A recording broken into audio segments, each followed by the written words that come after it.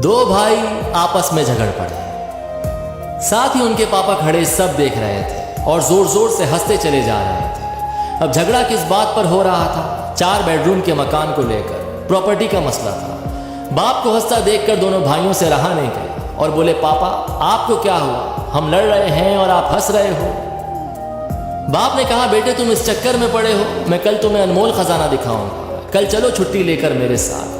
दोनों भाइयों ने छुट्टी ली और सुबह सुबह तीनों निकल पड़े। एक बस में चढ़े तो 2 ही सीट खाली थी। अब जाने वाले 3 थे, 10 घंटे का रास्ता था।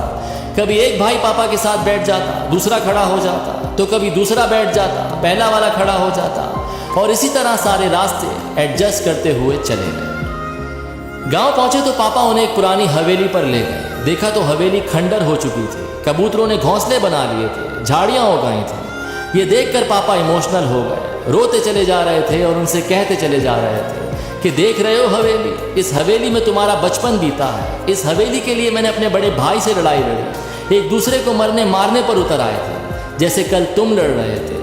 हवेली तो मुझे मिल गई थी, लेकिन भैया बाहर चले गए। मुझसे कहा तू ये मकान रख, रिश्ता खत्म। मैंने अपने बड़े भाई को खो दिया इस हवेली के चक्कर में, और आज ये हवेली खंडर बन चुकी है।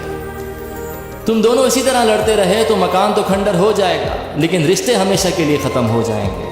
जिस बस की सीट पर बैठकर आए हो, क्या वो जिंदगी भर के लिए तुम्हारी हो सकती है? तो बेटों ने कहा, नहीं, क्या बात कर रहे हैं, बस में तो सवारी बदलती रहती है। तो बाप ने कहा, बस यही लाइफ है, सवारी बदलती रहेगी। जो चीज़ थोड़ी सी देर के लिए मिली है, उसके लिए झगड़ना बंद करो। खुश रहिए, मोहब्बत से रहिए, अपनी फैमिली का ख्याल रखिए। मटेरियलिस्टिक के पीछे नहीं, इमोशनल के लिए दौड़ना शुरू कीजिए। और ये स्टोरी अपने भैया के साथ ज़रूर शेयर कीजिए।